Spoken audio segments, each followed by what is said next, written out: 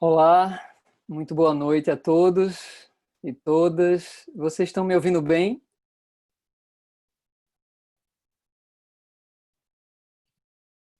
Olá, é um prazer dar início a essa live. Em nome da SBGG Seção Pernambuco, eu gostaria de agradecer, né, o aceite ao convite ao Dr. Demétrio Montenegro, e agradecer na pessoa do secretário de Saúde do Estado de Pernambuco, Dr. André Longo, a presença generosa também de George Dimek e doutora Cristina Mota, para estar conosco aqui nessa live. Essa live que é assim uma realização em parceria com a Biro de Eventos. Eu agradeço a Renata pelo apoio, né, e o profissionalismo de sempre, e também a agência Pavio, que fez as artes do evento. E em nome de toda a diretoria da SBGG Seção PE, na pessoa do presidente, Dr. Marcelo Cabral, presidente da geriatria, e da presidente da gerontologia, Ana Karina Gurgel, eu falo em nome de todos, agradeço a força e a parceria de todos para que a gente pense essas ações para o segundo semestre. Essa live de hoje ela é um evento voltado para o público geral. A Sociedade Brasileira de Geriatria e Gerontologia ela tem atuado intensamente na divulgação do conhecimento científico na área do envelhecimento humano, voltada especialmente para os profissionais, né, de saúde, mas ela tem uma missão também de trazer informação e estar a serviço da população. Então, essa live tem o objetivo de esclarecer especialmente aos idosos pernambucanos e responder essa pergunta, né, que foi o motivo dessa live, que é até quando, o quanto eu, idoso, posso flexibilizar as medidas de isolamento diante da minha condição de saúde. Essa é uma pergunta muito frequente nos consultórios médicos, nas ruas, né, nas famílias, e a gente, nessa noite, vai tentar esclarecer o máximo de dúvidas que possam surgir e com informações confiáveis, né, a gente possa munir vocês de informações de qualidade para que vocês possam tomar a decisão sobre qual a exposição vocês devem se submeter. Eu não consigo ver aqui na minha tela quantos participantes já entraram. Eu soube pela assessoria que a gente teve mais de 150 inscrições para essa live, mas eu queria começar quando a gente tivesse um número, né? Esses eventos, as pessoas vão entrando aos poucos, mas antes de mais nada eu queria... já saudei, né, doutor Demétrios, doutora Cristina e George, mas eu queria abrir o microfone deles inicialmente para que eles possam falar e falar com vocês diretamente. Demétrios, com a palavra.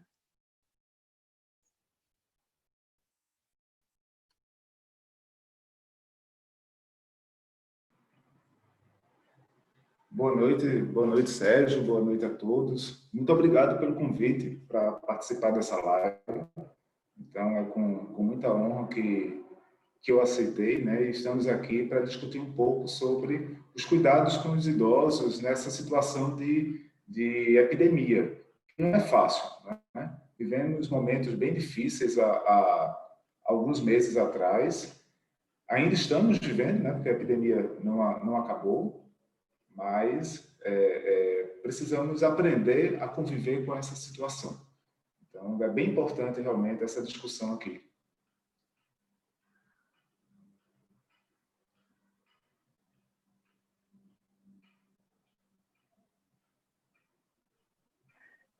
Voltou. Agora, Cristina, boa noite. Queria que você, enfim, desse um olá, uma boa noite a todos que estão aqui. Eu te agradeço a presença. Doutora Cristina Mota, ela é secretária, né, executiva da Atenção à Saúde da Secretaria, e aí ela está conosco aqui, vai poder também trazer a visão dela e, como secretária de Atenção à Saúde do governo, um pouco das ações que o governo tem feito, tanto na capital quanto na Zona da Mata, Agreste e Sertão do Estado.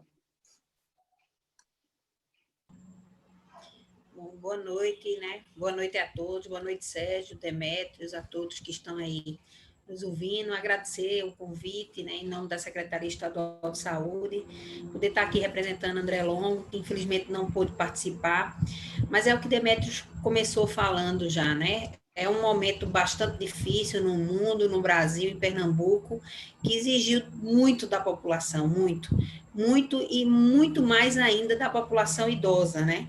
Que mais susceptível, não no sentido de poder contrair a doença de forma diferente da população, mas com risco bem maior de complicações, né? Enfrentamos uma fase bem mais difícil, uma fase bem mais complicada, mas o perigo ainda nos ronda, né?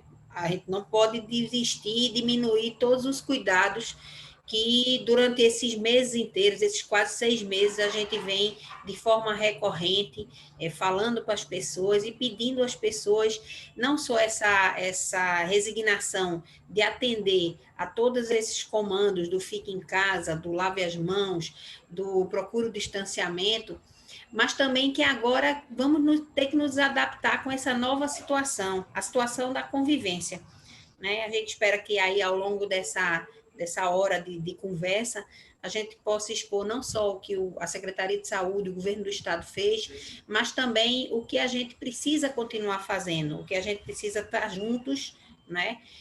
Continuando fazendo e evitar que as pessoas adoeçam e evitar com isso o risco de complicações e morte. Muito obrigada, Sérgio, pelo convite. Muita satisfação estar aqui. Boa noite. É um prazer todo nosso. Eu te agradeço demais pela presença hoje aqui, Cristina. E por último, o George Dimec. Ele é epidemiologista, não é? Ele é secretário da Vigilância e Atenção à Saúde da Secretaria do Estado. George, eu não estou te vendo aqui na minha tela, mas eu acho que você já está conectado. E eu queria lhe saudar, dar as boas-vindas e já te agradecer a presença aqui. Boa noite. Gostaria de agradecer o convite de participar nesse evento. Boa noite, Sérgio. Boa noite, doutor Demetrios, doutora Cristina, organizador dos eventos e ao público, né? Só corrigindo, eu não sou secretário, eu sou da equipe da Secretaria Executiva de Vigilância em Saúde, que a gente trabalha com a parte da vigilância epidemiológica do Covid. Estamos aqui para compartilhar as informações do Covid em geral, em especial para esse público que é mais vulnerável às complicações do coronavírus. É uma honra estar dividindo a mesa com todos os palestrantes e esperamos contribuir com essa troca de informação que nós vamos ter hoje à noite. Obrigado. Então, vamos começar, gente. George, eu acho que você não é secretário ainda, porque os epidemiologistas, né, nesse último ano, eles têm tido uma importância tão grande na saúde pública, né, que seu salário devia ser aumentado de forma significativa, né, dos infectologistas e os epidemiologistas do nosso país. Então, eu queria, antes de mais nada, fazer uma pequena introdução de uma visão, né, da geriatria, do que tem acontecido, antes de passar a palavra a Demetrios. E eu anotei alguns tópicos, que o envelhecimento humano, ele é um fenômeno mundial, ele acontece de forma heterogênea. E fica óbvio que essa orientação ela precisa ser individualizada, né? E o que a gente vai tentar fazer nessa noite dentro da heterogeneidade do processo de envelhecimento e da situação de cada um que está escutando essa live, de cada parente ou familiar idoso de quem está aqui ouvindo essa live, é uma decisão individual, né? Uma decisão particular, mas que a gente vai tentar munir vocês de informação para tomar essa decisão. Os idosos são, de fato, o grupo populacional mais afetado pela Covid-19. As taxas de letalidade e mortalidade entre idosos, especialmente os idosos septagenários e octogenários, é a faixa etária com maior risco, né, de morte, no caso de contrair a Covid, de ter uma complicação. E o que a gente tem visto é que nos trabalhos iniciais, a gente viu uma taxa de letalidade global em torno de 0,6%, e o que a gente tem visto no Brasil é uma taxa de letalidade maior do que foi publicado no início dos trabalhos. Aqui em Pernambuco está em torno de 6%. Entre os idosos, essa letalidade ela é bem maior. Demetrios vai falar um pouco mais sobre isso. E aí eu já lanço uma pergunta, que é uma pergunta que muitas pessoas já me fizeram, mas que vai servir também para Demetrios balizar um pouco a fala dele, que é o seguinte: no início da pandemia, o medo da desassistência era tão grande quanto o de adoecer gravemente. As emergências superlotadas, se tinha medo de faltar UTI. Agora não, agora as taxas de ocupação hospitalares reduziram muito, a gente já vem numa queda sustentada de casos novos, né, nas últimas semanas epidemiológicas, e as equipes de saúde já acumularam maior experiência no tratamento. Então, a flexibilização do isolamento social entre idosos saudáveis pode ser gradual e proporcional à queda do número de novos casos no estado? Essa é uma pergunta inicial aí para você, Demetrios.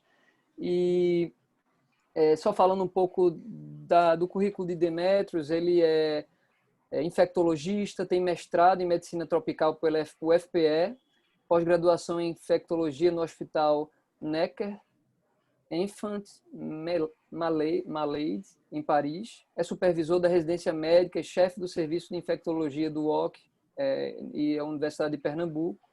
E também é médico infectologista do Hospital do Câncer de Pernambuco, da Secretaria do Estado. E é um dos grandes líderes no enfrentamento da Covid e na articulação de todas as decisões, tanto da Secretaria do Estado de Pernambuco ao lado da Prefeitura da cidade do Recife. Então, é uma pessoa que tem dedicado muito, né, das horas de trabalho dele ao longo desses 6 meses e merece nossa honra pública aqui nessa noite. Meu amigo, por favor, agora você tem um tempo, a gente separou mais ou menos um tempo de 20 minutos, e aí você tem já essa pergunta para responder e o que mais você achar prudente. Mas muito obrigado aí por essa introdução, fiquei honrado aqui com suas palavras. Na verdade, existe uma sigla de 2 hospitais do estado, que é HCP, que todo mundo conhece muito mais como Hospital do Câncer, mas é o Hospital Corrêa Picanso. mas tudo bem. Bom, essa sua pergunta é bem interessante, porque no primeiro momento, realmente, a preocupação maior é a questão da muita gente adoecendo. Então, os 5% que pode evoluir para uma forma mais grave, numa população como a população de Pernambuco, era impossível você ter uma assistência mínima para essas pessoas. Então, por isso, aquela necessidade de isolamento social, de ficar em casa, porque senão não iria ter leitos para todos. E nesse momento agora, né, onde você tem leitos para todos, o X da questão é que essa doença, eu digo que é uma loteria. Então, não é só a questão do leito. A gravidade, você não sabe quem vai evoluir de forma grave. A gente sabe que, estatisticamente, os idosos têm uma tendência maior a evoluir com formas graves. Mas quantos pacientes idosos já vimos, lá, por exemplo, lá no português, né, saindo sem nenhum problema, né? Enquanto outros mais jovens, até de uma faixa etária que não se esperasse uma evolução de maior gravidade, tendo essa situação. Então, na verdade, como você foi brilhante ao falar que deve ser individualizado. Então, cada familiar, cada idoso deve pensar que momento e como vai ser feito essa saída do idoso de dentro de casa, que também não é uma situação fácil.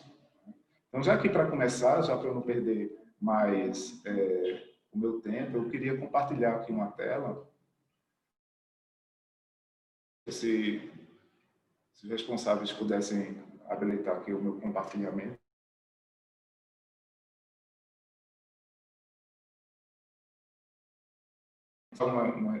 Uns slides, só para as pessoas sentirem um pouco o que foi e o que está sendo essa epidemia, né?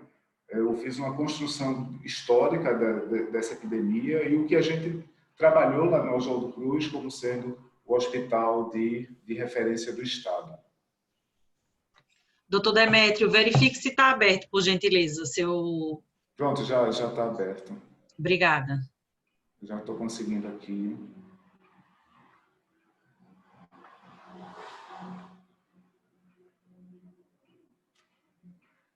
Bem, começando com essa imagem, uma imagem tão bonita, mas que não faz tanto mal, né? Que causou tanto mal à humanidade. Mas a história do mundo vem a partir dessas imagens. Isso é o vírus, o o SARS-CoV-2, mas poderia ser uma bactéria, como aconteceu no passado, né? Então, aqui está a cara da peste, né? Então, quando no século XVIII os médicos utilizavam essas máscaras, e essas máscaras são o reflexo de uma epidemia, o reflexo de um mundo doente. E com o tempo, né, ela foi mudando, isso daqui já no século XX, onde o início do século XX, com a gripe espanhola, que foi outra grande epidemia, que tantas pessoas morreram, e agora a máscara da modernidade. Né? Então, aí está a cara do Covid. Aí está a cara que, no futuro, as pessoas vão olhar essa imagem e vão dizer: isso daí foi a epidemia de Covid de 2020. Então, e que a gente chama de epidemia da nova era. Né? Então, a pandemia do mundo globalizado. Então, imagine na época da Idade Média, onde a peste, para acometer várias cidades do mundo, precisou levar anos, porque não existia um mundo globalizado como é hoje. Mesmo na gripe espanhola, no início do século passado, você precisou de muito tempo para ter uma disseminação durante o mundo, para o mundo. Agora, veja a história do SARS-CoV-2. Né? Então, em dezembro, a gente não tem nenhum ano e já está todo o número de pessoas morrendo e toda essa tragédia no mundo todo. E interessante que esse médico foi um ganhador do Prêmio Nobel, Sir Macfarlane Burnet. Ele falou isso nesse livro, né? A História Natural das Doenças Infecciosas. A previsão mais provável sobre o futuro das doenças infecciosas é que será um pouco sem graça, né? Não terá vida, não terá ano. E hoje a gente se depara, né? Então, eu sou infectologista, tenho 20 anos de infectologia. No entanto, eu já passei por situações bem complicadas, nada tranquilas em relação às doenças infecciosas. Então, eu vivi a pandemia da gripe suína, vivi a possibilidade da chegada do ebola aqui no Brasil e agora vivendo o Covid-19. Então, não tem nada de tranquilo na nossa vida. George, que é epidemiologista, sabe também que vivemos sempre em alerta. E só para falar um pouco aqui da história dessa pandemia, né? Então, só para relembrar que tudo começou na China no ano passado, em dezembro, com surtos de pneumonias graves, que as pessoas desconheciam que tipo de vírus era, e até que, no mesmo ano, foi descoberto um novo coronavírus, que naquela época foi chamado de 2019 novo coronavírus. E aí, o que é o coronavírus? Né? Então, é um vírus que é comum acontecer. Você tem vários tipos, inclusive você tem tipos de coronavírus que causam resfriado comum, mas esse especificamente, ele não infectava os humanos, eles infectavam outros animais. E, acidentalmente, começou a infectar os humanos. Então, o coronavírus, a característica principal dele é justamente a presença dessas espículas aqui, que dá esse aspecto de coroa no vírus, e vai causar doença respiratória, e assim como doenças gastrointestinais. Então, não é específico do trato respiratório essa família de vírus. E pode causar tanto doenças leves como doenças muito graves, levando à morte. Já tivemos outras epidemias de coronavírus e epidemias graves. Né? Então, tivemos inicialmente o SARS-CoV na China em 2003 e o MERS-CoV, que foi na Arábia Saudita, em 2012. A característica principal dessa doença atual é justamente essa pneumonia grave, que inicialmente era acometidos os membros das famílias e quando essas pessoas eram levadas para os hospitais, acometiam os profissionais de saúde. E isso aqui é só um exemplo de quão grave e de quão estranha era esse tipo de doença. E uma das características principais era a forma de coagulação que acontecia dentro dos vasos dos pulmões, dando trombose no pulmão. e isso agravava ainda mais o tipo da doença. Eu queria só pedir desculpa que tem algumas coisas em inglês, mas aí eu vou falando aqui, traduzindo para quem não souber. Mas, por exemplo, esse gráfico aqui, o que é importante? Por que eu coloquei isso? Porque, inicialmente, desde quando explodiu essa pandemia, no caso, era ainda uma epidemia na China, né? Não tinha se espalhado, observou-se que, justamente, as pessoas que iam para a UTI eram justamente as que tinham uma idade mais avançada, ao contrário daquelas que não precisavam de UTI. Então, isso já se sabia desde o início dessa doença, que os idosos tinham doenças mais graves, ao contrário das crianças. E o interessante é que, por exemplo, na influenza, que é a grande doença que faz o diagnóstico diferencial, as crianças têm uma gravidade maior do que no Covid. No entanto, não era só a questão da idade que definia uma certa gravidade. Hipertensão, doença cardiovascular, diabetes, doenças malignas.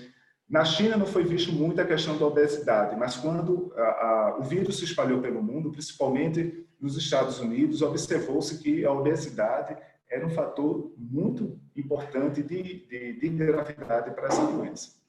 E aqui, no site do CDC, temos aqui situações que podem aumentar a chance dessa gravidade, né? Então, pessoas com asma, hipertensão, uma obesidade leve, diabetes. Então, isso vai aumentando o grau de gravidade que pode acontecer. Veja, tudo isso é questão de chance de acontecer uma situação maior de gravidade. Não é que um idoso, ou um hipertenso, ou um obeso, obrigatoriamente vá evoluir para uma gravidade maior. Mas a chance disso acontecer é maior do que nas pessoas com uma idade menor. E aqui, só para vocês terem uma ideia, comparando a mortalidade, né, do SARS-CoV-2, do Covid-19, com as outras, com os primos dele, digamos assim, o MERS-CoV era o que tinha a maior mortalidade, 34%. No entanto, na epidemia na Arábia Saudita, olha o número de casos apenas, 2.500 praticamente. Enquanto o SARS, na China, em 2003, a mortalidade era 9,6 e olha o número de casos, 8.000. Então, assim, não se compara a transmissibilidade desse vírus atual com os dois coronavírus que causaram mortes proporcionalmente mais do que esse atual. Aqui é uma tabela do número de casos no mundo, os principais países em número de casos. Veja que o Brasil é o segundo colocado, não só em número de casos, mas também em número de mortes. Isso é uma situação extremamente triste. E se a gente for comparar o número de mortes do Brasil e dos Estados Unidos, que são segundo e primeiro lugar, com o terceiro lugar, que é a Índia, olha a diferença, de 115 mil para 59 mil. Então, é uma diferença muito importante. E aqui está a nova face do profissional de saúde, né? Os EPIs que a gente tanto vem utilizando e que é a nova realidade.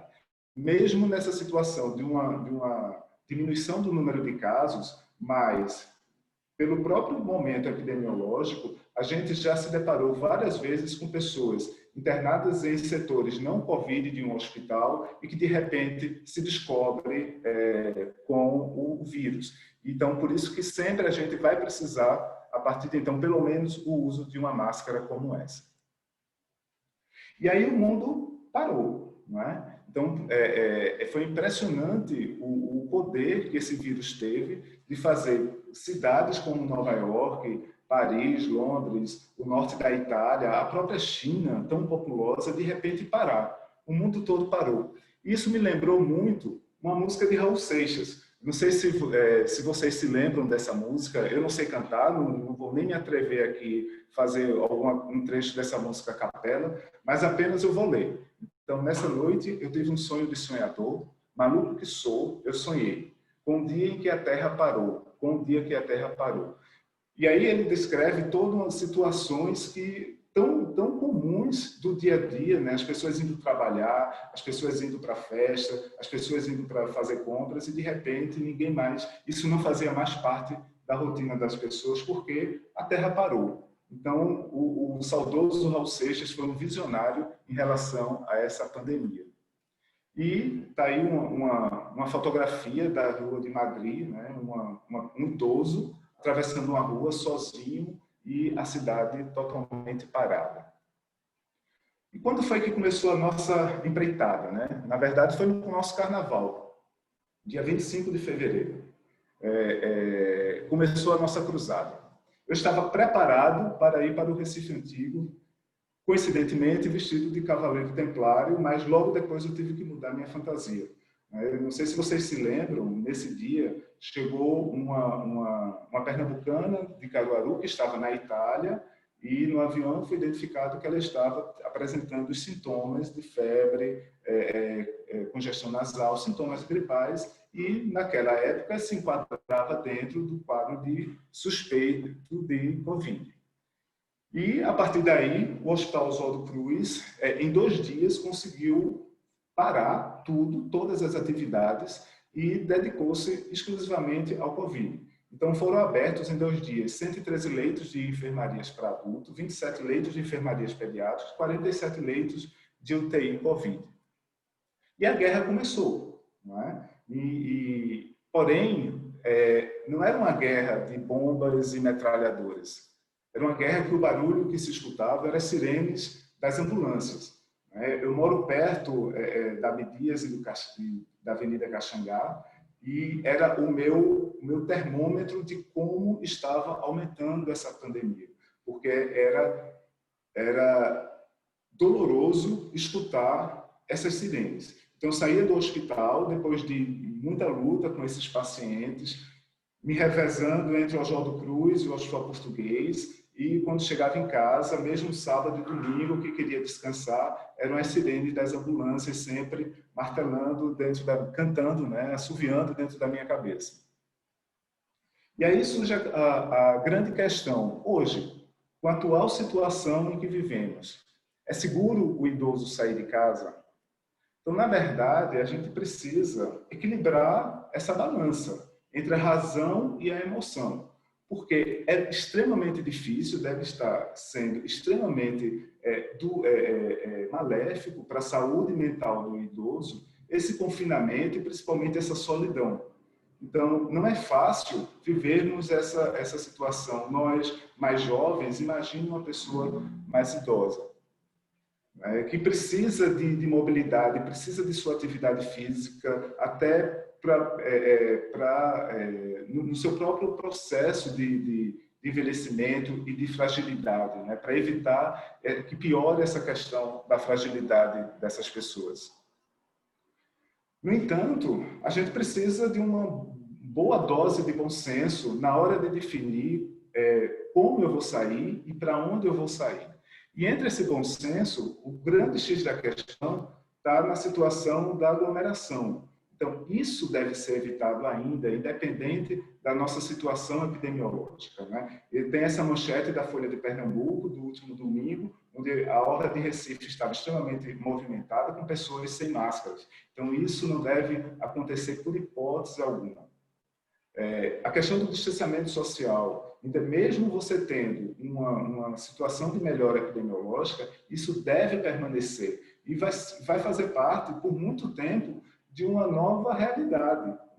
Eu não gosto desse novo normal, mas esse jargão, para mim, já está muito cansativo, né? Mas essa nova normalidade é você manter-se afastado realmente, pelo menos a 2 metros, 1,5 metro de outras pessoas. Isso é o X da questão, não é? Evitar e fazer compras desnecessárias. Então, se a gente vive hoje uma situação em que o número de festas está praticamente zero, para que você sair para comprar uma roupa nova? Eu tenho certeza que ninguém precisa de uma roupa nova, de uma bolsa, de um sapato, não é? Então, saia para situações em que você vai melhorar a sua saúde mental. Então, saia para dar um passeio no parque, saia para fazer uma caminhada na rua, até mesmo na praia, mas evitando a questão das aglomerações. E sair sempre de máscara. Por quê? Já está mais do que comprovado que a utilização da máscara ela é essencial. Então, essa figura que já foi amplamente divulgada, né, em todas as redes sociais, mostra aqui uma situação de duas pessoas sem máscaras. Então, o doente passa muito facilmente o vírus para a pessoa sadia, e numa situação em que os dois estão de máscara, essa transmissão cai muito, mesmo essa máscara caseira. E daí o tão famoso cascão, né? Que pela situação cronológica já é praticamente um idoso também, né? Você, se for a gente imaginar o quando ele foi criado, e que pela primeira vez Cascão aparece lavando as mãos, não é? Então isso é fundamental na prevenção dessa doença. E lembrar que a epidemia não acabou. O que a gente precisa é aprender a conviver com esse inimigo invisível, né? Então, famílias que são muito grandes e que tem um idoso que mora sozinho, essas famílias devem evitar aglomerar todo mundo num dia só na casa desse idoso. E devem fazer um esquema de rodízio. Cada filho vai um dia, cada filho vai almoçar um domingo. Pelo menos nesse momento, não dá ainda para você fazer aqueles grandes almoços de família, porque a aglomeração é um dos principais motivos de transmissão e isso pode realmente prejudicar a vida desse idoso. Bom, eu queria encerrar falando um pouco desse livro que eu li há uns anos atrás, e que, vivendo essa situação de pandemia, essa situação de isolamento social, me fazia lembrar tanto desse livro. Então, é um clássico da literatura alemã, A Montanha Mágica, em que ele fala de um asilo para tratamento de tuberculose para as pessoas abastadas da Europa. Então, ficava nos Alpes suíços, na cidade de Davos, e as pessoas iam lá e ficavam totalmente isoladas. E o interessante, por que essa situação de isolamento me fez lembrar tanto desse livro? Porque esse livro, o que mais me chamou a atenção foi a forma como ele tratou o tempo. E aqui está representado esse tempo, né? Que ao mesmo tempo que as coisas não aconteciam, porque tudo tinha o seu momento de acordar, almoçar, fazer o passeio, descansar. Aqueles pacientes que estavam ali tinham toda essa rotina e parecia que o tempo não passava. No entanto, quando eles olhavam para trás, o tempo passou no piscar de olhos. Por quê? Eles não tinham parâmetro da sua vida. Tudo se repetia na mesma velocidade. Todos os dias eram iguais, sempre. Então, naquele momento em que você estava vivendo, parecia que os minutos não tinham fim. Mas quando você olhava para trás, parecia que a vida já tinha se acabado. Então, é mais ou menos essa a sensação que eu tive, apesar de estar trabalhando no dia a dia, mas os momentos que eu ficava em casa e hoje, quando você olha para trás, já estamos no final de agosto, praticamente no último trimestre do ano, e parece que um ano não existiu. Então, é muito essa relação desse tempo que a gente ficou submerso e perdido nesse turbilhão dessa pandemia. Mas eu tenho esperança que vamos sair ilesos dessa situação e espero que o mundo acorde, né, e se torne um mundo melhor depois dessa experiência de vida. Bom, muito obrigado aí pela atenção.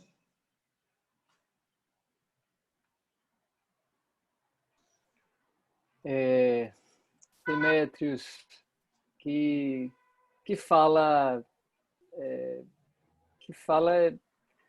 enriquecedora, amigo. Depois de tantas lives, né, a gente meio que já estava um pouco saturado de tantas informações repetidas e trazidas às vezes de forma árida. Escutar você falar com tanta sabedoria e poesia e conteúdo sobre o que está acontecendo, né? Eu acho que já valeu essa noite. Obrigado. Tenho outras perguntas, eu acho que você vai também ter muitas perguntas no final, mas por conta do tempo eu já vou passar a palavra à Cristina Valença Azevedo Mota. Ela, como eu falei, é secretária executiva de Atenção à Saúde da Secretaria de Saúde do Estado de Pernambuco.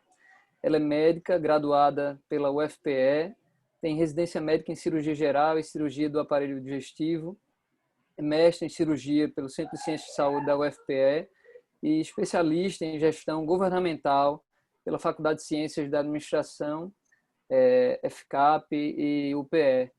Então, Cristina, você tem a palavra, e quem tiver aí perguntas, né, vá anotando que a gente vai separar o último espaço da live para que a gente possa responder todas as dúvidas que vocês tiverem sobre o tema. Ok, Sérgio. Boa noite novamente para quem entrou após aquela fala inicial. Tem uma apresentação que não está assim tão movimentada quanto a de Demétrios, mas a gente vai procurar não ser muito enfadonho no que vai apresentar. Na verdade, o objetivo aqui é dar conhecimento às ações, a todas as ações que começamos, como o Demétrios colocou bem, né, desde ali aquela terça-feira de carnaval, onde estávamos todos assim no clima como um bom pernambucano, e a gente teve de lidar com aquela situação do primeiro caso suspeito, e a partir daí todo o desdobramento que foi noticiado, que as pessoas participaram e que, enfim, a gente teve de vivenciar. Tem uma apresentação, eu ia pedir para a Ângela ou Renata colocar. Cristina, eu esqueci de fazer esse comentário. Eu não tenho absolutamente nenhum conflito de interesse, mas eu queria também deixar público aqui minha opinião pessoal sobre a responsabilidade do governo do Estado e da Prefeitura do Recife nas decisões do enfrentamento à pandemia. Diferente, né, de alguns governos e do governo federal, eu acho que foi um governo que agiu com muita responsabilidade, transparência e responsabilidade, de fato, com as decisões, né, de saúde pública.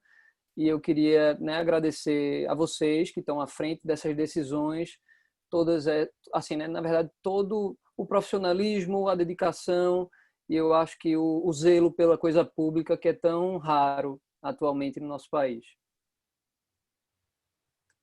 Obrigada, Sérgio. De fato, eu acho que foram duas palavras que balizaram muito todos esses meses que a gente víamos trabalhando, né?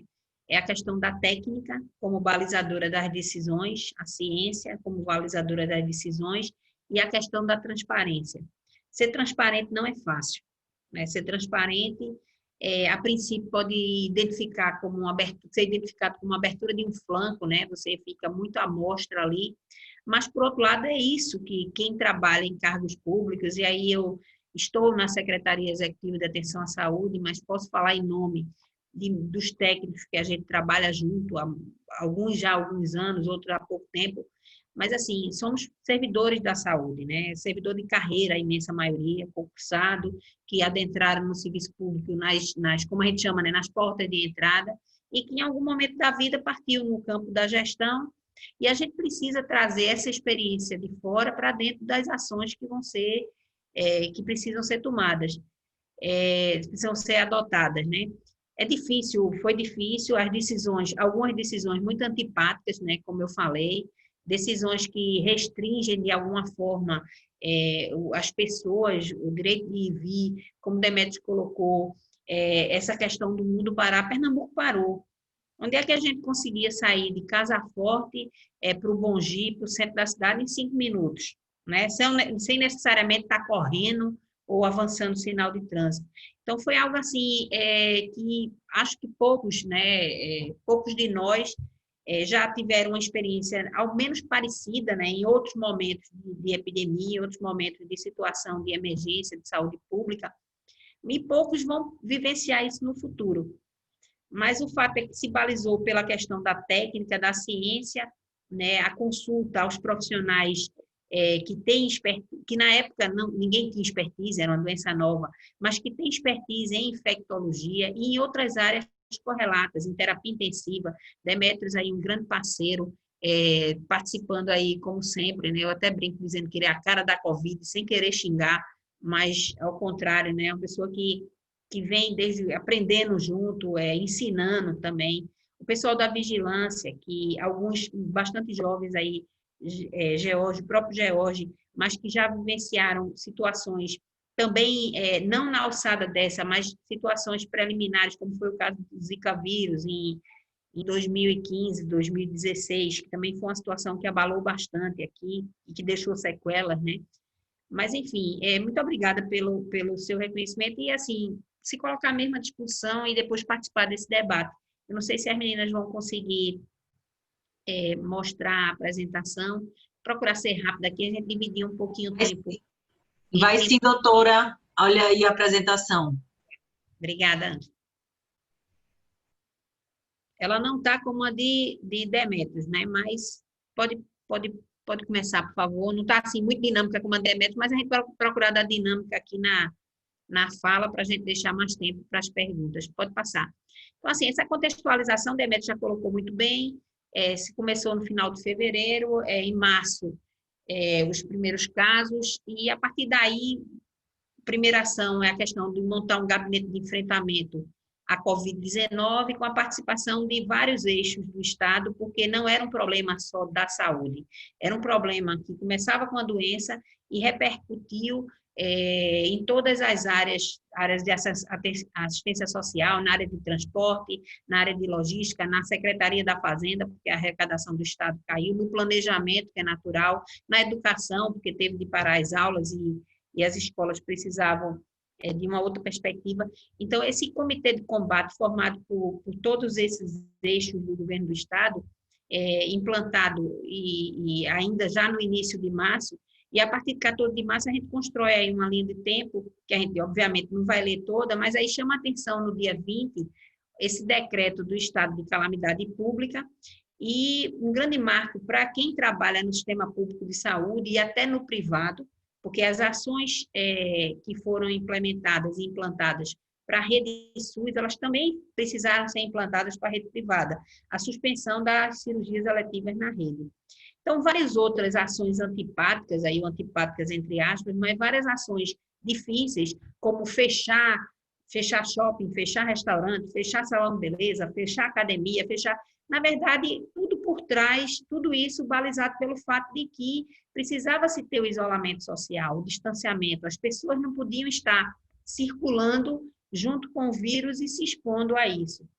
Também Demetrios falou rapidamente em relação a essa questão dessa necessidade que se teve de se ter o tempo para se implementar essa rede. O Oswaldo Cruz deu uma pronta resposta, mas os leitos eram insuficientes ainda, então havia necessidade de se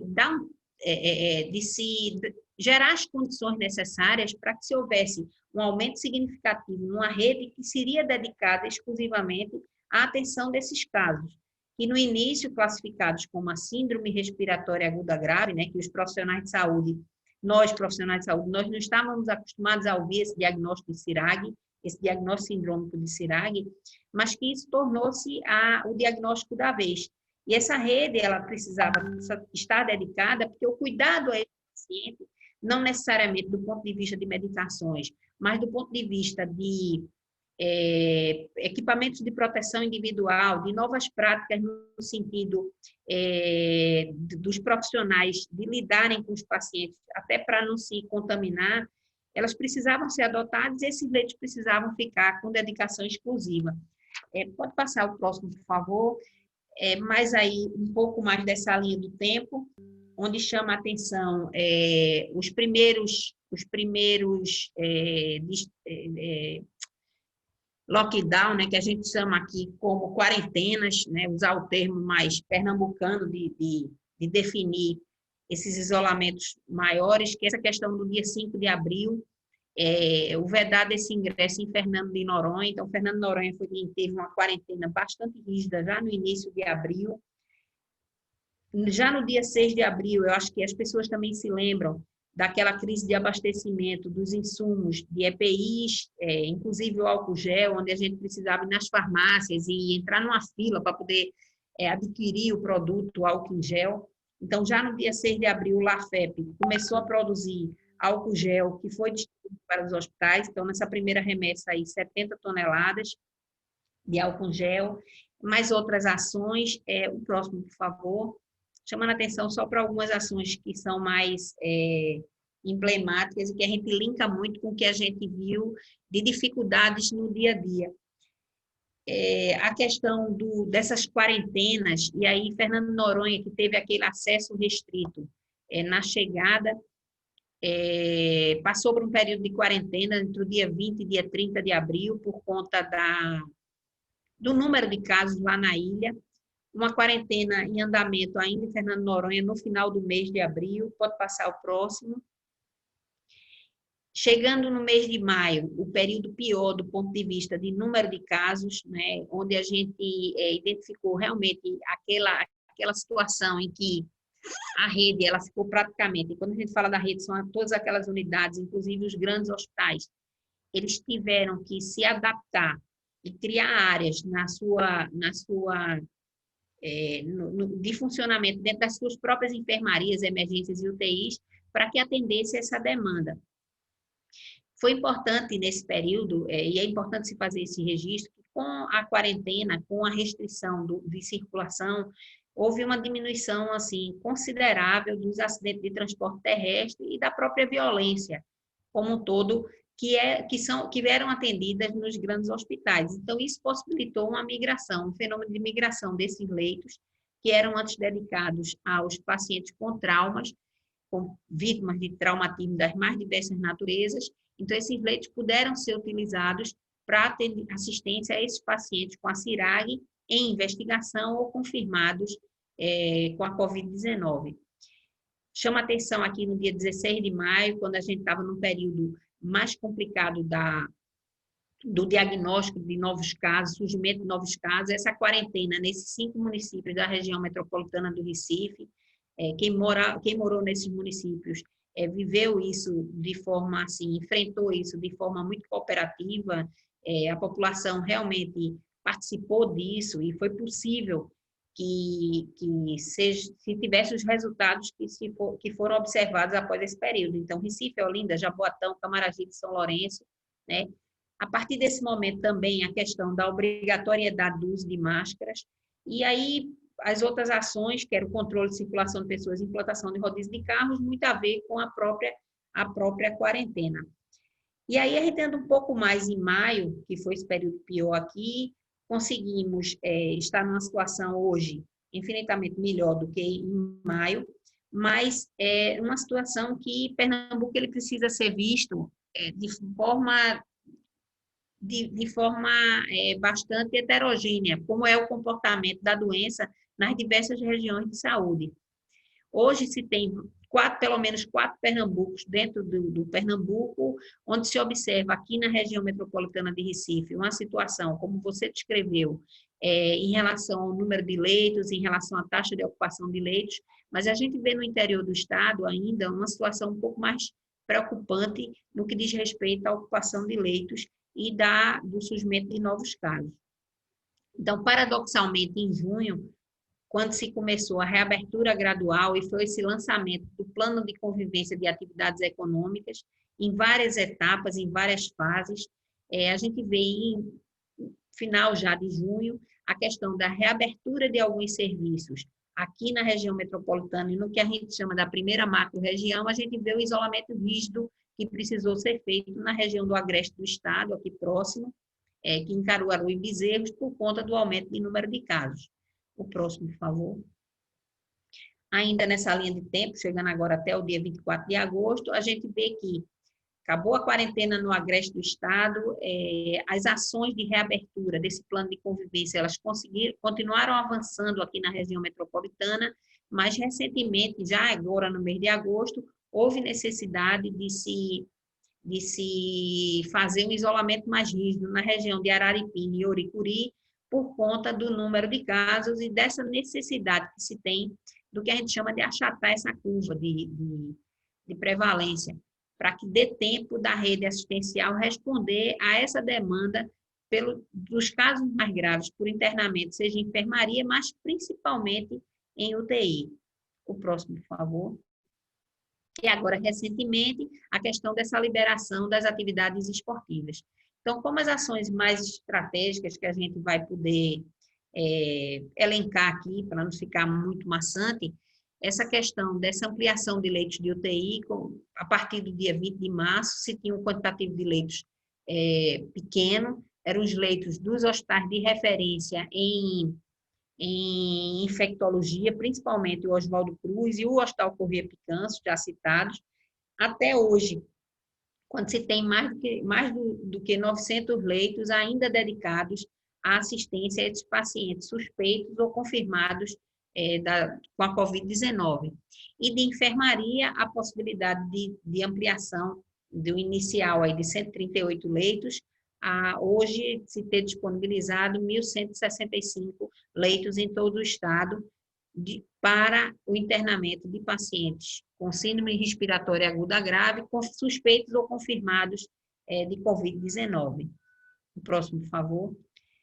Essa abertura de leitos ela só foi possível com esse dimensionamento de pessoal que foi realizado. Então, um chamamento expressivo de quase 10 mil profissionais, esses 1.800 eles foram mobilizados dentro da própria rede, mas o que chama atenção aí são esses 8 mil servidores, contando os servidores da UPE, novos servidores que foram convocados para que houvesse a possibilidade de ampliação da assistência. O próximo, por favor.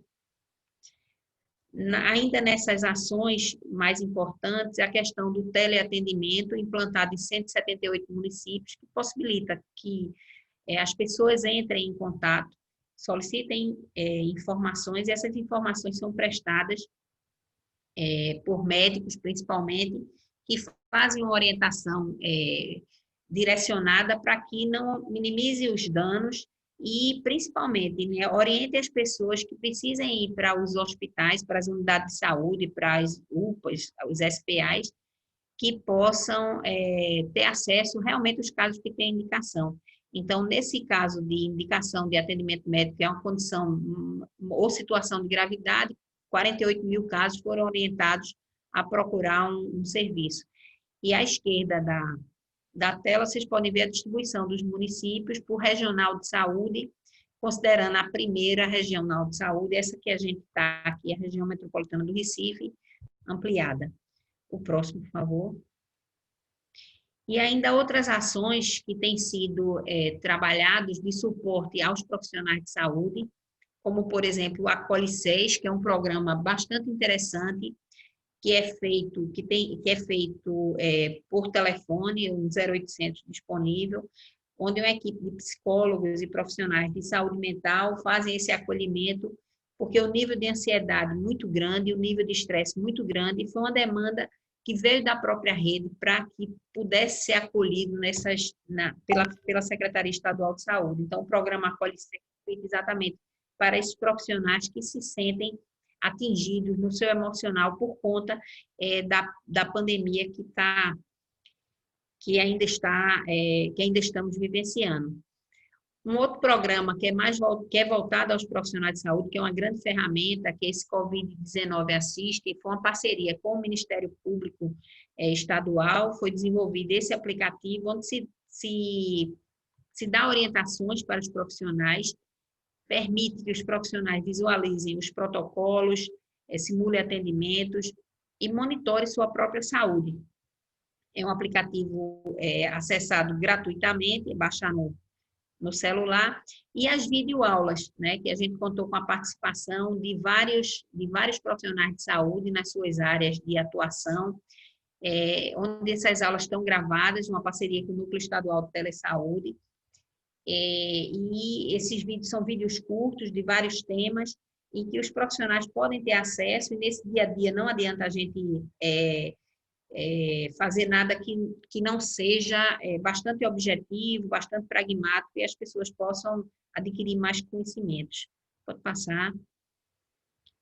E ainda recentemente, essa revisão aí, essas orientações, que são orientações para o manejo clínico do paciente com Covid-19, é uma versão atualizada agora, já em agosto, com o que se tem do ponto de vista de trabalhos, papers, de literatura, o que é que se diz hoje, a evidência científica, e também está disponível para os profissionais de saúde.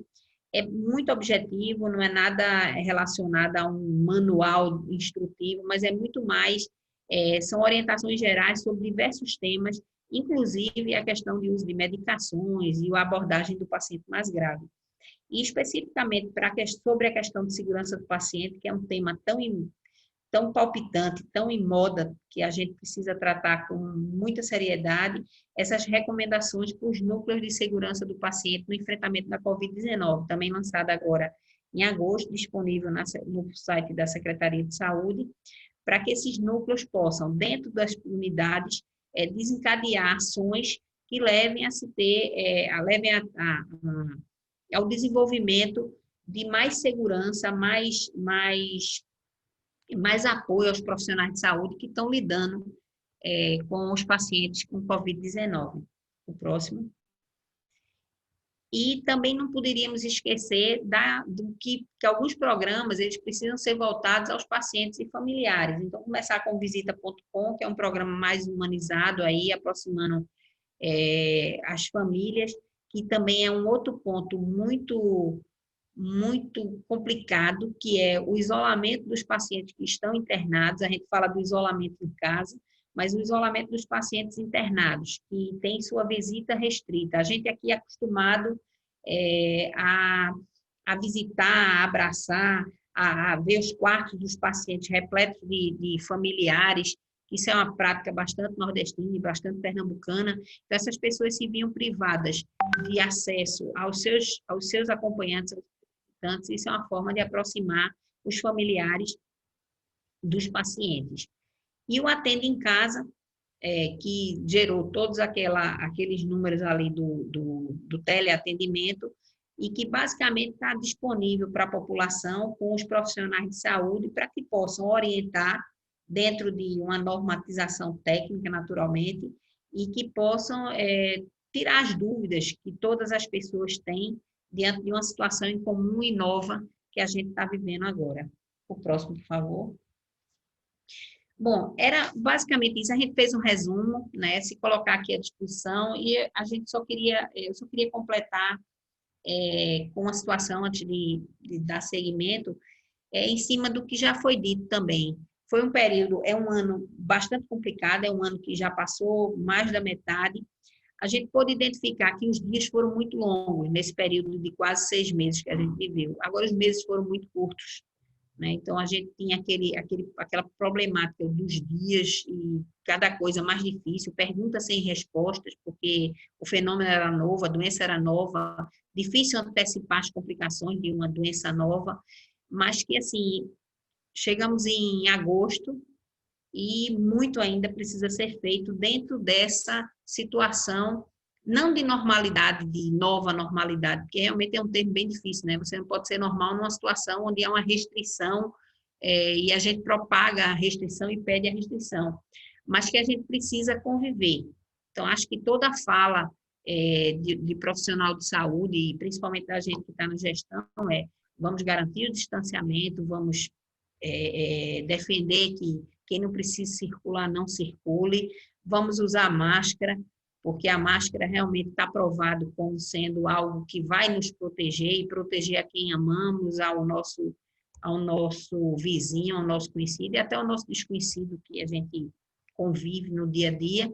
Vamos lavar as mãos e, na impossibilidade dessa, usar o álcool gel. Então, assim, a mensagem é que estamos numa situação bem melhor do que a situação de maio, mas estamos ainda numa situação preocupante. Hoje, internados, temos mais de 600 pacientes ainda internados, concomitantemente nos diversos serviços. Há uma previsão de ampliação de rede ainda na pediatria, que agora é um novo fenômeno, né, que não cabe aqui a gente comentar a pediatria, até um paradoxo, né, num evento de geriatria, falar da pediatria, mas a gente tem que estar antenado para as diversas nuances dessa pandemia, né? Os diversos tempos dessa pandemia e o pós-pandemia, essa programação para o durante e a programação para o pós. Muito obrigada, Sérgio, obrigada à organização do evento, e a gente se coloca aqui à disposição. Ótima. Obrigado, Cristina. Eu acho que é muito importante dar publicidade a todas essas ações, né, do governo do Estado, porque isso, de qualquer forma, como eu falei, traz a transparência e mostra um pouco do que tem sido feito, porque é muito trabalho, né? Então, eu queria, né, por conta do avançar da hora, passar a palavra rapidamente. A gente tem muitas perguntas já, né, dos nossos participantes, e a gente queria deixar, de fato, um espaço maior para o debate. E aí, por causa disso, eu já vou passar a palavra para o Dr. George Dimec, que é coordenador de Vigilância e Atenção à Saúde Pública da Secretaria do Estado de Pernambuco, é epidemiologista e mestre em saúde coletiva, e tem uma atuação profissional com ênfase em vigilância à saúde e epidemiologia. Ele atualmente coordena o Núcleo de Vigilância e Resposta às Emergências em Saúde Pública da SES. Então, George, com você a palavra. E se você puder ser sintético, a gente já são 9h05, a gente tem uma programação até 9h30, para que a gente tenha pelo menos uns 15 minutos, um pouco mais. Eu não sei se nossa assessoria vai deixar a gente se estender um pouco mais, mas em respeito a todo o público, para que a gente não ultrapasse nosso horário. Boa noite. Então, eu vou já muita informação já foi passada, né, pelos os outros palestrantes. As aulas que tivemos foram excelentes. Então, eu vou tentar acelerar aqui para a gente aproveitar bem o tempo da discussão, que é o que traz esse compartilhamento de informações. Então, por favor, se puder subir a apresentação.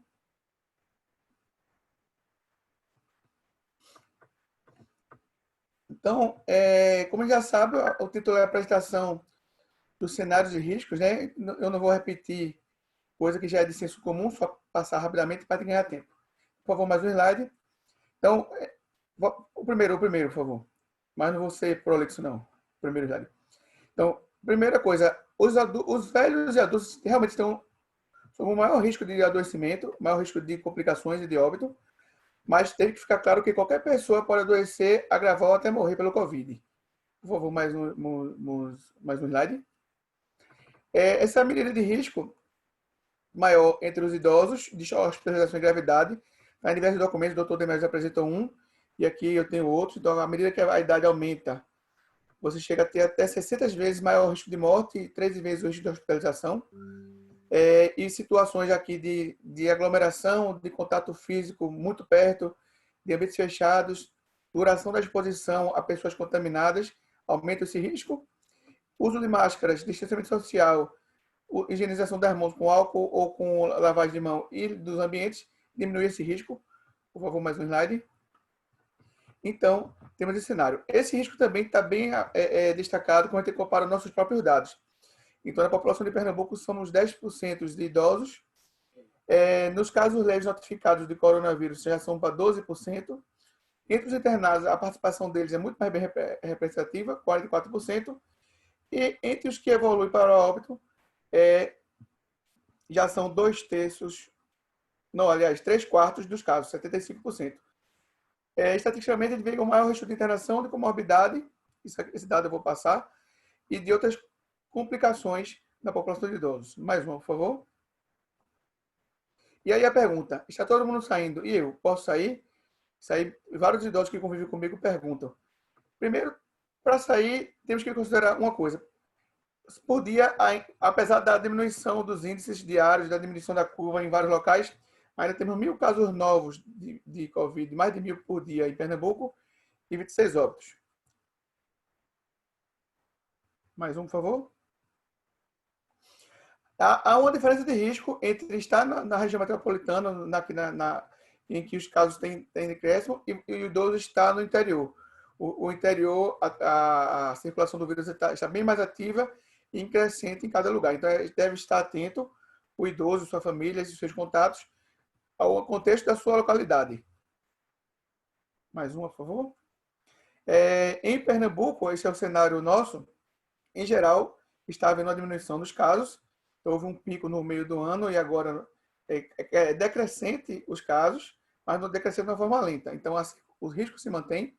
Por favor, mais um.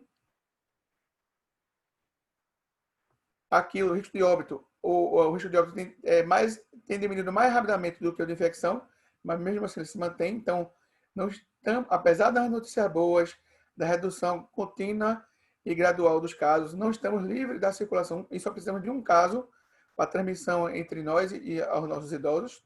Mais um, por favor. Também não existe lugar em Pernambuco mais seguro, então eu já falei da diferença região metropolitana, interior, mas quase todas as cidades de Pernambuco têm pelo menos um caso do coronavírus, então é propagado em todas as regiões. Um município aqui que não tem é porque não deve ter notificado, mas ele já está de uma ponta a outra do estado presente. Não tem área livre de risco de circulação do coronavírus no estado. Mais um, por favor. Apesar essa curva aqui mostra a taxa de transmissão. Então, Pernambuco tem reduzido muito a transmissão. Hoje, 100 casos de coronavírus, eles se reverberam na maioria das regiões em 50 casos, em 60 casos, mostrando que, se isso continuar nesse comportamento, a tendência vai ser de cada vez menos casos. Mais um, por favor. Eu vou chegar no desfecho. Como a doutora Cristina falou, não vou repetir, a taxa de internação tem reduzido, esse gráfico pode demonstrar isso. O que era mais ou menos 1/3 dos casos internados, hoje são 13%, a maioria em enfermaria. E todos os alertas de internação, enfermaria e UTI, eles estão com essa identificação verde, que mostra que não estamos no limite que recomenda o bloqueio de várias cidades, a restrição na maioria das cidades. Em um local específico ou outro, isso aqui pode estar diferente. Mas em Pernambuco, em geral, o cenário da atenção, como a doutora Cristina já falou, é positivo. Agora, está todo mundo saído e eu posso sair? Primeiro, mesmo com essa progressiva redução que eu apresentei, não há como garantir que você tem risco zero de infecção. Não há vacina para prevenir o coronavírus. A vacina seria, sim, uma forma de diminuir muito esse risco de transmissão. E o coronavírus pode ser transmitido por pessoas que não têm sintomas. Inclusive, há um predomínio nesse tipo de transmissão. Então, não tem jeito. Essa mobilização social que os idosos tanto aproveitam, contatos com netos, contatos com outros idosos em festas, em outras atividades lúdicas, ou até de outra natureza, aumenta o seu risco de exposição. Então, a melhor medida de prevenir é evitar essa exposição. Certo? Mais um, por favor. Então, na verdade, seja idoso ou não idoso, cada um pode fazer a circulação de onde quiser ir e vir. Mas essa circulação exige uma autorresponsabilidade. Então, existem idosos que têm mais autorresponsabilidade, com cuidado em não tocar os olhos, não tocar o nariz, não tocar a boca, desinfetar as mãos, desinfetar com álcool. Outros já não têm essa cultura, já não têm essa rotina. Então, são idosos e idosos. O idoso que tem esse rigor, ele tem um menor risco, mesmo saindo na rua, no supermercado, no shopping, e aí é improvável que ele pegue o corona. O corona é transmitido pelas mãos, pelos contatos com as superfícies. Então, se ele tem esse rigor, ele tem o menor risco, ele estaria, entre aspas mais livre para poder fazer essa circulação. Outros que não têm esse cuidado por diversos motivos, pela propriedade, ou por não ter a cultura de etiqueta respiratória, não ter a cultura de injeção das mãos, então devem evitar sair e circular. Aqui são medidas de controle, né? Uma coisa importante, mesmo com o bloqueio, mesmo isolado, deve-se manter o controle das doenças crônicas, ou seja, continuar o medicamento, manter as vacinas atualizadas e não tratar o atendimento de outras doenças que ele tenha devido ao medo do corona. Então, às vezes você cria outra condição de gravidade porque você tem medo de sair por causa do corona. Manter a etiqueta respiratória e essas outras medidas, então nós temos. O risco, então, devo sair ou não? Depende. O risco é proporcional à quantidade de pessoas com quem ele interage e a duração da interação e a circulação. O idoso que usa de forma correta as máscaras. O idoso cujos contatos e as pessoas que moram com ele mantêm esse controle na interação social e na higiene das mãos e superfícies, que se mantém principalmente quando você quer trabalhar com festas, amigos, familiares, encontros ao ar livre, distante de mais de 2 metros de todo mundo, sem apertar a mão, sem compartilhar comida, prato, sem bater cotovelo, sem abraçar, mantendo distância, ele tem essa liberdade. A questão é que realmente é possível fazer isso, esse rigor nesse controle pode ser feito no ambiente familiar, no ambiente de amigos. Mais uma, por favor. Então, também se tem um destaque nas instalações de medida de longa permanência para idosos. Eu sei que algumas pessoas do público são assim, vai falar melhor nas perguntas. Mas a regra mesma é restringir pessoas, restringir visitantes, usar máscaras, cobrir bocas e nariz, evitar misturas de equipe, e principalmente qualquer pessoa, idoso ou doente, ou seus contatos, com seus sintomas, devem ser acompanhados, devem ser separados, devem ser isolados. E limitar os grupos. Igual a gente faz hoje nas escolas, no plano das escolas. Quanto menos os grupos dentro dessas instalações interagirem, melhor. Mesmo que todo mundo esteja saudável, o ideal é que eles tenham horários diferentes, circulação geográfica diferente. Eu acho que esse é o último slide, por favor, mais uma. E é isso. Então, vamos torcer. Primeiro, que ninguém tenha que brigar com o Covid, né? Mas quem brigar, seja idoso ou seja não idoso, que vença o Covid, como esses idosos aqui estão bem representados. Eu agradeço. Espero ter falado e não ter tomado muito do nosso tempo. Obrigado. Excelente, George. Muito obrigado pela sua participação. Acrescentou muito ao debate essas informações, né? Tanto dos dados epidemiológicos de todo o Estado, mas com essa percepção, né, global, não só local, de que ainda não é muito seguro, né, sair, e que isso precisa ser visto, de fato, de forma individual. Agora, pessoal, eu vou começar a lançar as perguntas aqui dos nossos participantes. Eu queria, antes das perguntas, registrar a presença especialíssima de 2 pessoas que já se manifestaram aqui nas mensagens. Uma delas é a doutora Maria do Carmo Lencastre, que é ex-presidente da SBGG, Seção Pernambuco, uma geriatra pioneira aqui no estado. Então, muito boa noite. É uma honra tê-la aqui como participante dessa live, doutora Maria do Carmo. E também de Fábia, doutora Fábia, que também é ex-presidente da Gerontologia, enfermeira, professora da UPE e amiga, não é? Nessa militância pelo envelhecimento ativo no estado de Pernambuco. Então, minha saudação especial a vocês 2. E aí vamos começar as perguntas. A primeira pergunta aqui é de Larissa. É uma pergunta para o Dr. Demétrios. Larissa pergunta: considerando o possível retorno de atividades acadêmicas, seria seguro as instituições de longa permanência para idosos voltarem a ser campo de prática? Bom, a gente sabe que hoje ainda a gente não pode falar em segurança 100%, né? Então, o que a gente tem que fazer é tentar diminuir danos, diminuir riscos.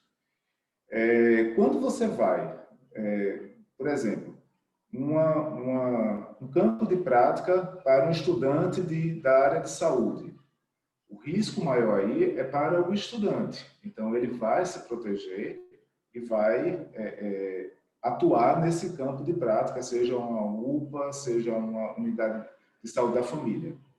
Uma situação de uma instituição de idosos, a gente tem que se preocupar que o principal objetivo é a segurança daquela clientela. Então, e esse campo de prática, você vai aumentar a circulação de pessoas desnecessariamente numa área como essa. Então, nesse momento atual, ainda não deveria acontecer esse tipo de circulação de outras pessoas, mesmo que essas pessoas utilizem EPIs e tenham alguns cuidados, mas você, de todo jeito, vai aumentar a circulação de pessoas dentro dessas áreas. Eu compartilho da tua opinião, Demétrios, e acho que a segurança é prioridade em detrimento a questões acadêmicas, né, e de ensino. Não sei se George ou Cristina tem uma opinião diferente. Se tiver uma opinião diferente e quiser colocar...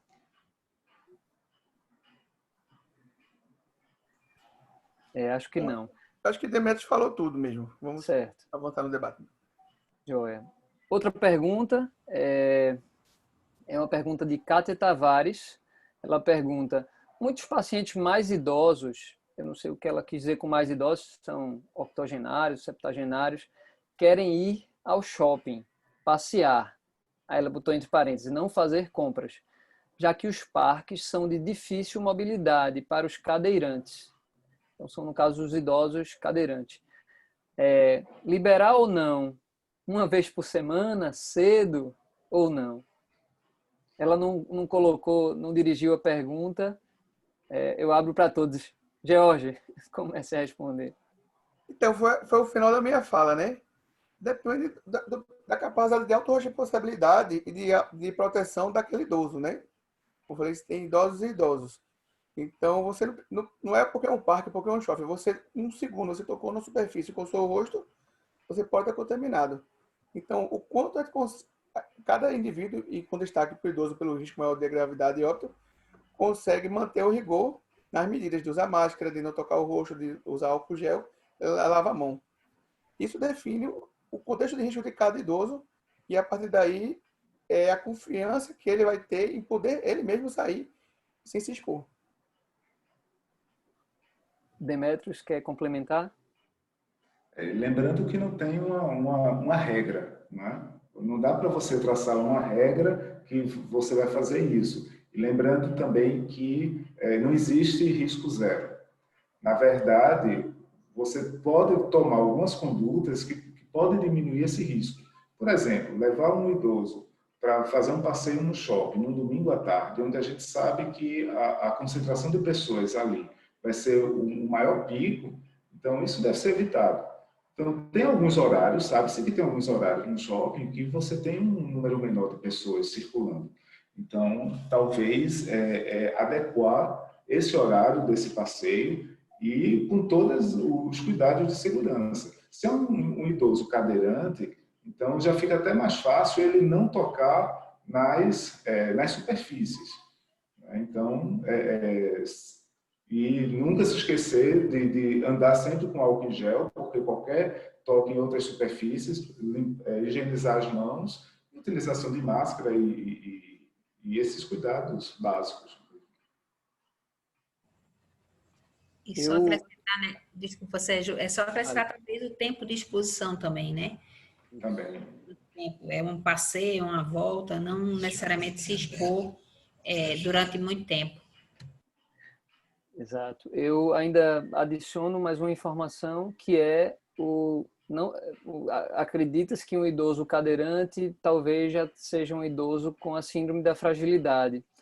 Mas além dessa questão do quão vulnerável ele é a infecções, o grau de comorbidades. Então a gente viu, né, pelo que foi apresentado, que quanto mais doenças crônicas, maior o risco de, em caso de contágio, evoluções para formas graves. Então, acho que além da idade e dessa questão, né, da limitação da mobilidade, considerar comorbidades também nessa decisão. Uma outra pergunta aqui para Demetrios, de Kátia Tavares. Na alta hospitalar, usar anticoagulante, sim ou não, e por quanto tempo? As drogas, né, os novos anticoagulantes podem ser usados? Não dá para a gente responder isso de uma forma geral, porque isso vai depender de cada caso, né? Então, isso tem que ser feito um planejamento ao longo do internamento, e se essa pessoa realmente precisa manter o anticoagulante após a alta, então aí sim vai ser mantido o anticoagulante. Mas isso tem que ser analisado caso a caso com o médico assistente do paciente. Eu ainda faço um comentário, Demetrios. Eu recebi uma ligação de um colega da escola, ele tem a minha idade, teve um quadro leve, foi a um colega da cidade, na verdade foi atendido, se não me engano, era até um pneumologista, ele tinha alterações laboratoriais até discretas e foi prescrito para ele anticoagulação plena em casa. Então, lembrar que os anticoagulantes novos ou os injetáveis ou o Marevan, né, a varfarina, eles podem causar dano também. Então, o uso inapropriado ele é desaconselhado. Outra pergunta aqui de Raquel Vidal, minha comadre. Um abraço, boa noite para você, Raquel. Ela pergunta assim: Dr. Demetrios, minha mãe ficou mega feliz na primeira vez em que foi a um supermercado, depois de tanto tempo de isolamento. Qual seria a programação mais segura para tirá-la de casa mais um pouco? Difícil essa resposta. Mas olha, o supermercado tem uma característica. Qualquer pessoa, não é só o idoso, qualquer pessoa que vai no supermercado tem muito contato com a superfície das mercadorias. Então, pega, bota na prateleira, tira, analisa. Então, esse é o grande problema. É você, num contato desse, o olho... Não digo nem o olho coçar. Imagine, a pessoa está de máscara, algumas pessoas vivem mexendo na máscara. Então, você começa a tocar naquela superfície e vai ajeitar a máscara, isso já pode ser um motivo de contaminação. Então, ou faz um trabalho para apenas olhar a mercadoria sem tocar, né? Ou então leva um álcool em gel e toda vez que toca, tem que higienizar as mãos para manipular a máscara ou mexer nos olhos. Então, veja que o quão difícil é essa vida, essa convivência com esse vírus. Porque são muitos detalhes. E principalmente, se você vai numa situação como um supermercado ou numa farmácia, por isso que a gente fala muito na questão da compra. Porque a compra já tem o ato de você analisar a mercadoria. É preciso muito cuidado. Eu acho que a forma mais segura de você fazer um passeio com o idoso é dentro de um carro, certo? Então, assim, ao longo dessa pandemia, eu peguei minha família, meu filho, minha esposa, e dávamos vários passeios pela cidade, indo para bairros pitorescos, ruas que a gente nunca tinha andado, e ia para cidades próximas e passeava pela região metropolitana, porque você, dentro do seu carro, você está seguro. Então, pensar nessas alternativas também, não necessariamente a ter que levar no shopping center, ter que ir num restaurante, né? Então, pensar nessas outras alternativas. Ótimo, Demetrios. Só completando, todos os protocolos falam que o ar livre é muito melhor do que o ambiente fechado. Então, ele falou supermercado, compras, mas muito menos arriscado o ambiente ao ar livre, vazio. Então, assim, parques muito cedo, que não tem um horário, ou muito cedo, mas no horário que não tem ninguém, outros ambientes de natureza, até tem outras questões que ajudam, o sol e outras características mais, que vão ser mais benéficos do que fazer a compra. A compra só ajuda no psicológico, né? Eu não sei vocês, mas eu comprei muito menos nesses 6 últimos meses e me senti muito bem com isso. Exatamente. Também, sem dúvida. Isso. Descobriu-se um lado não consumista na vida das pessoas. Não é verdade, e me desfiz também de muita coisa que eu tinha em excesso. E eu acho que isso fez muito bem à comunidade, a mim e a todo mundo. Uma outra pergunta de Ana Paula Cosi. Um abraço, minha querida, uma amiga. Ela pergunta: minha mãe tem 81 anos, é asmática, sob controle, e desde março, dia 16, está isolada. Temo pela saúde mental dela, pois era superativa, fazia academia 5 dias na semana, canto em inglês 2 vezes por semana. Ela ainda não quer sair de casa. Temo pela saúde mental dela. Como passar segurança para a saída de casa com proteção? Isso a gente falou muito aqui, né? Volto a lembrar, não tem segurança 100%. Na verdade, o que precisamos é analisar, já que a mãe tem muitas atividades, é analisar o que seria de menor risco, né? até mesmo se tem situação de aglomeração, se tem situação de muita superfície para pegar. Então, fazer essa análise. Lógico que a gente tem que pesar muito, por isso que não tem receita de bolo. É uma relação muito dos familiares com o idoso mesmo. É difícil, e eu entendo a preocupação da questão da saúde mental, mas fazer essa análise bem detalhada e pesar risco-benefício mesmo em relação a essa saída. Alguém mais quer comentar? Gente, tá brotando aqui perguntas. A gente já está estourando o nosso tempo. Eu queria fazer uma proposta. Eu não sei se eu acho que também em respeito, né, ao tempo de cada participante aqui, dos palestrantes, vocês topariam a gente estourar em torno de 5 minutos desse tempo que a gente tinha de 9h30? Sem problema. Sem problema. Pronto, Para então... mim, até 10 da noite eu estou à disposição. Obrigado, Jorge. Eu vou fazer o seguinte, então eu só tem mais 5 perguntas, eu vou parar por aqui. Quem tiver mais perguntas, eu vou me comprometer a responder lá no Instagram, nas nossas redes sociais, e aí a gente pode fazer no chat lá, tá certo? Então a próxima pergunta é de Andréa Cajueiro. Ela diz assim: minha mãe tem 77 anos, tem polifarmácia, e usa um anticoagulante em dose plena há 30 anos. Tem um implante na válvula mitral, é uma válvula mecânica, há 30 anos, marca-passo, diabética, tem hipotiroidismo, e ela realizava pilates e fisioterapia para controle de dores de causa osteomuscular. Ela pergunta: deve aguardar para retomar o pilates? Está sem atividades físicas desde março. Então, é uma idosa de alto risco, e ela pergunta se vocês acham que que vale o risco de voltar ao pilates.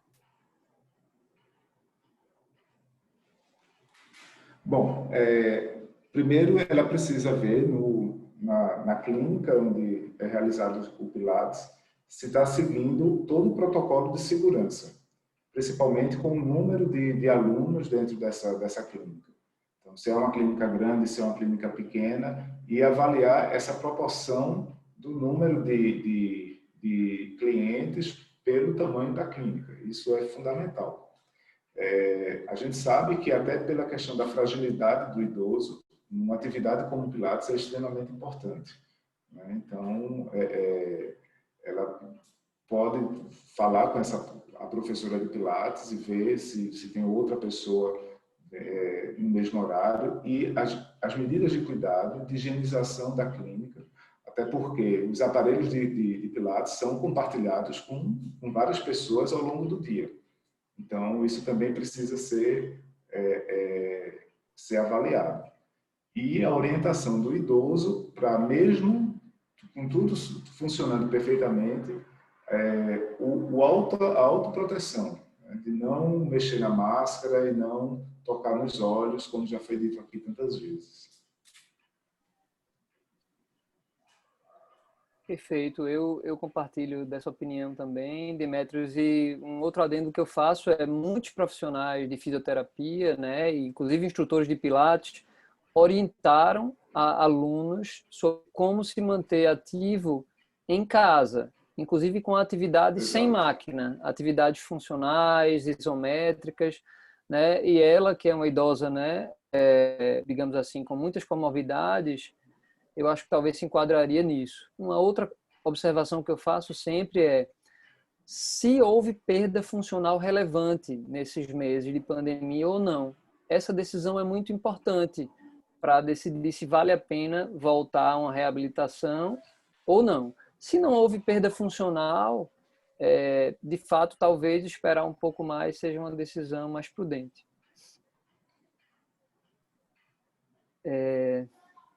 A próxima pergunta, na verdade, é Marina Azim. Ela parabeniza a SBGG pela iniciativa e faz uma pergunta que qual a sugestão para idosos que tiveram declínio cognitivo e ou um quadro de depressão decorrente do isolamento social? Há muitos idosos que possuíam atividades fora de sua residência. Aí é a relação com a família, principalmente, né? Primeiro, a gente precisa avaliar se esse idoso, se ele mora sozinho ou se já mora com alguém, com outras pessoas da família.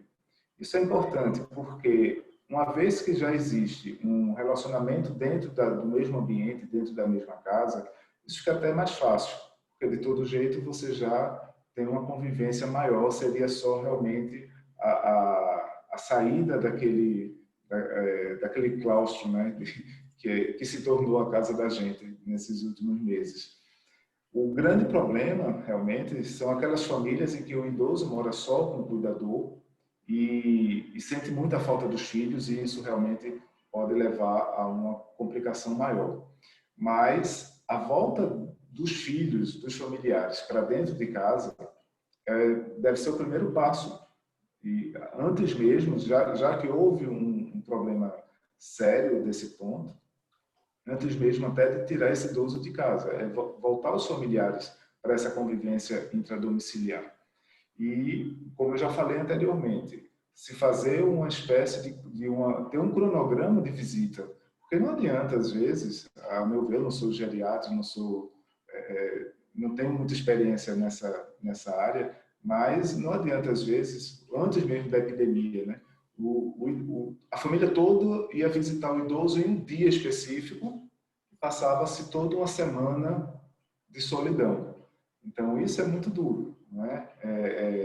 Então, é muito melhor, tudo bem, que vá todo mundo nesse dia específico, mas, assim, não agora, mas antes. Mas agora não ter mais esse dia específico para ir para todo mundo, né? Fazer essa divisão e esse fracionamento e ter sempre alguém da família, mas sem aglomerar junto com esse idoso. George, Cristina, algum adendo? Maria Magalhães, que é colega, geriatra também, ela pergunta o seguinte: em relação ao contato com crianças e netos, devemos manter ainda o distanciamento ou será que poderíamos aproveitar o momento em que as crianças ainda não voltaram às aulas? Uma pergunta bem interessante. Então, como a gente falou, quanto maior a interação social do idoso e a interação social das pessoas que têm contato com esse idoso, mais ele amplifica o cenário de risco dele. A gente tem que avaliar, são crianças que estão, mesmo indo para a escola, estão circulando, ou são crianças que estão mais restritas ao seu ambiente de casa. São crianças que têm uma idade e conseguem entender o distanciamento social e fazê-lo, ou são crianças que são menores, que são mais impulsivas e vão querer chorar, a avó vai ficar com pena, ele vai um abraçar o outro e aí você põe a perder meses de isolamento já no final do segundo tempo, vamos dizer assim, né, dessa medida. Então depende muito do cenário que essa criança, de risco que essa criança traz para aquele idoso e como minimizá-lo em cada coisa. Então, assim, juntando essa pergunta com a anterior, algumas casas permitem, por exemplo, que o idoso se mantenha aos 2 metros, se delimitar espaços de circulação na casa. Aí a pessoa entra, fica na mesa logo na entrada e de lá não passa. O idoso já fica mais dentro, perto da televisão, perto de um sofá, e você faz a delimitação de zonas que promovam essa segurança, entendendo que a criança não vai entender esse rigor. Então, ela precisa ser controlada, bem orientada, e a idade define muito isso. Indo para a escola, aí se multiplica pela quantidade de coleguinhas que vão estar com aquela criança naquela sala de aula. Isso. Eu acho que eu vou para a última pergunta agora, gente. E é uma pergunta que, de fato, é um assunto bem atual, que tem publicações recentes sobre isso, para Demétrios, direcionada Valéria Pastor, Alexandre de Araújo. Ela pergunta: pessoas, vamos colocar aqui idosos, né? Idosos que foram infectados pelo Covid, né? Covid-19 correm risco de reinfecção? Pois é, essa é a grande interrogação do Covid, né? Então, teve essa publicação agora que confirmou essa reinfecção. Existem suspeitas, outros casos suspeitos que nos intrigaram ao longo dessa pandemia, né, de pessoas que comprovaram o Covid e meses depois voltaram a apresentar sintomas e tiveram exame positivo também. Então, existe realmente essa suspeita. Por isso que há sempre a recomendação de, mesmo após o Covid, manter os cuidados de sempre, do uso de máscara, do distanciamento social e da questão da higiene, porque isso é a grande chave do mistério desse vírus. No entanto, o que é muito superficialmente, qual é a sensação que nós temos? É possível que isso aconteça, mas com o volume de pessoas no mundo que foi já contaminado, se isso fosse uma situação comum, já teríamos indícios dessas reinfecções, principalmente nos profissionais de saúde, que estão ali de frente, né, na linha de frente, adoece e volta para a guerra, adoece e volta para a guerra. Então, se isso fosse uma situação realmente mais presente no dia a dia, já teríamos algum dado de profissionais de saúde frequentemente se reinfectando.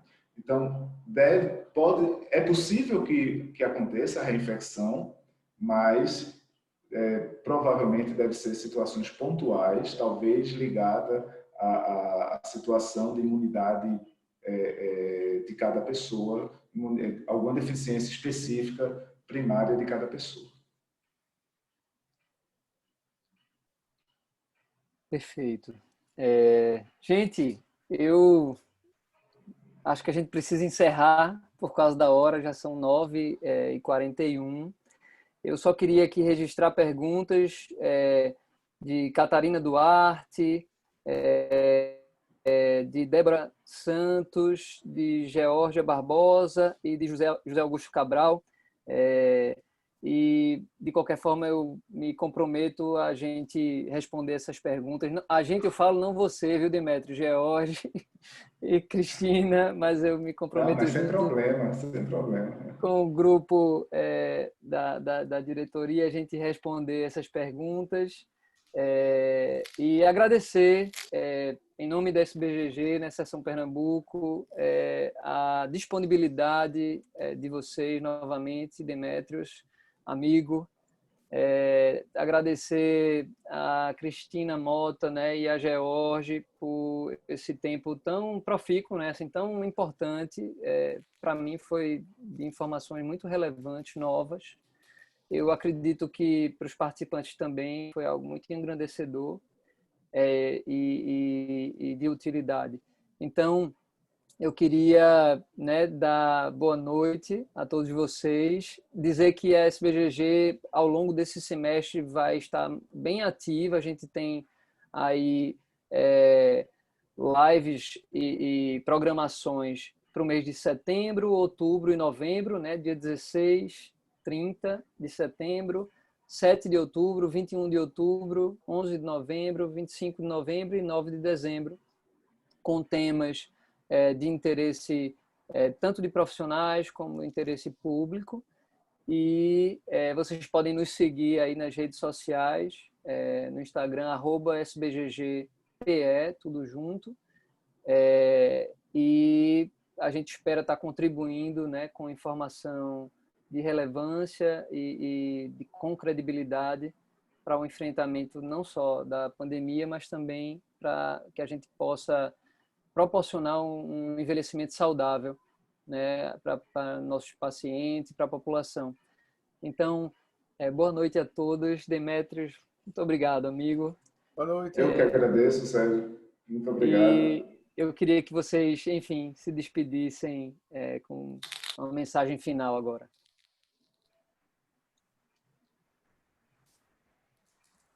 Bom, eu só tenho digamos, 3 palavras.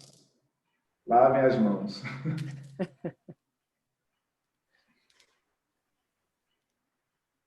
Boa noite. George, Exatamente. Vamos proteger nossos idosos. Como eu falei, o ideal é que eles não saíssem, né? Não se expusessem a esses riscos. Mas uma vez que você necessite se expor, mantenha os cuidados e reforça a palavra de Demetrios. Lave as mãos e não toquem no rosto. E use máscara. Agradecer novamente o convite e obrigada, boa noite e lave as mãos também. Vamos evitar risco desnecessário. Proteger nossos idosos, nossos queridos, nossos parentes, amigos. Enfim, boa noite, muito obrigada. até mais, gente. Até a Boa noite. próxima. Boa noite. Boa noite a todos. Excelente Até noite. mais.